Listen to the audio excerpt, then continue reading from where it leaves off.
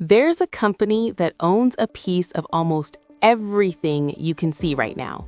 Your phone, the chair you're sitting on, the building you're in, maybe even the company you work for.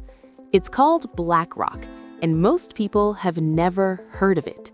They manage $10 trillion. That's not a typo, 10 trillion. To put that in perspective, that's more than the GDP of every country on Earth except the United States and China. But here's what makes BlackRock different. They don't just manage money, they manage influence. Let me show you how.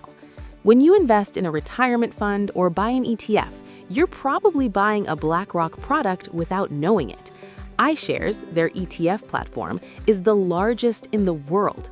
Millions of people funnel their savings through it. And when you do that, you're not actually buying stocks. BlackRock is, in your name, which means BlackRock gets to vote. Think about that. You own shares in Apple, but BlackRock votes on your behalf at Apple's shareholder meetings. They decide who sits on the board. They influence executive compensation. They shape corporate policy. And they do this at Apple, Microsoft, ExxonMobil, JP Morgan, Pfizer, and thousands of other companies.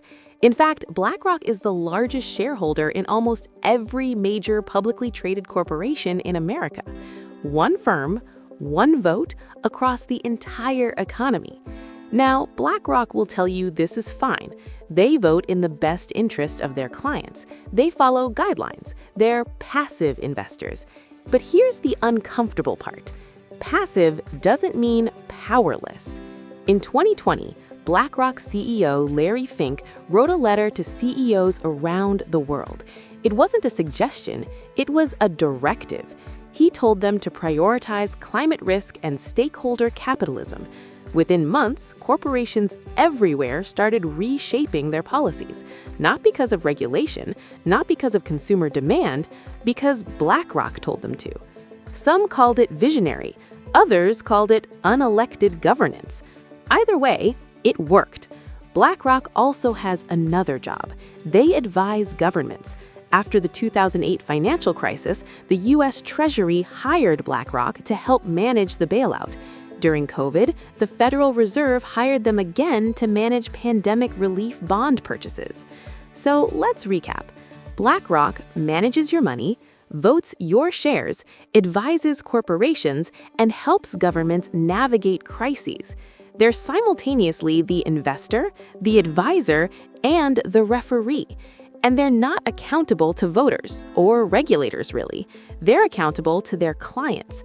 But most of their clients don't even know they're clients. This isn't a conspiracy, it's just concentration.